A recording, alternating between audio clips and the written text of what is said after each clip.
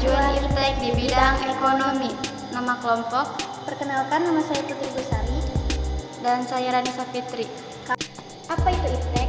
Iptek sebagai singkatan dari ilmu pengetahuan dan teknologi. Pengertian iptek adalah ilmu yang mempelajari mengenai perkembangan teknologi berdasarkan kepada pengetahuan. Apa itu bidang ekonomi? Bidang ekonomi adalah ilmu yang mempelajari segala tingkah laku dan aktivitas manusia untuk mendapatkan sesuatu dengan sumber daya yang terbatas. Dampak positif dari pengaruh kemajuan iptek di bidang ekonomi. 1. Kemudahan mencari produk, barang, dan jasa dengan bantuan internet. 2. Berkembangnya transaksi non-tunai yang memudahkan proses jual beli. 3. Terbukanya banyak lapangan kerja baru yang mengurangi tingkat pengangguran. 4. Terbentuknya kerjasama antar negara yang membantu mengembangkan perekonomian negara. 5. Hemat waktu dalam kegiatan perekonomian. Maksud dari dampak positif pada nomor 1, kemudahan mencari produk, barang, dan jasa dengan bantuan internet. Karena beragamnya aplikasi jual beli secara daring memudahkan banyak orang mencari produk, barang, dan jasa yang asli dari toko resmi. Dampak negatif pengaruh kemajuan iptek di bidang ekonomi. 1. Terjadi persaingan bisnis. 2. Kekurangan lapangan pekerjaan. 3. Penyalahgunaan sumber daya alam. 4. Barang lokal sulit bersaing dengan barang impor. 5. Perekonomian dikuasai oleh orang asing.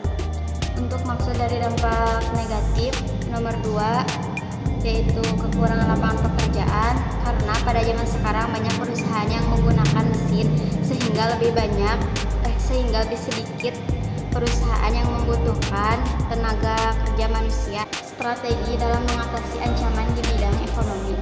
1. Menerapkan sistem ekonomi kekeluargaan. 2. Pengembangan ekonomi berbasis pertanian. 3. Mengutamakan penggunaan bahan baku lokal. 4. Meminimalis. 5. Perekonomian berorientasi kesejahteraan rakyat. Maksud dari strategi yang nomor 5, perekonomian berorientasi kesejahteraan rakyat, artinya segala sesuatu yang berkaitan dengan hajat hidup orang banyak harus bersifat terjangkau dan murah.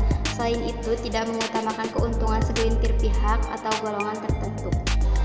Contoh kasus ancaman yang pernah terjadi di Indonesia. 1. Banjir barang impor.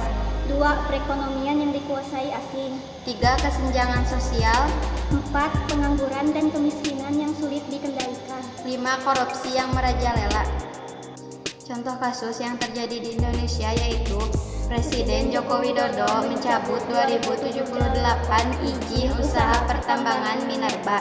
Hal ini karena perusahaan tersebut tidak pernah menyampaikan rencana kerja, padahal perizinan sudah diberikan bertahun-tahun.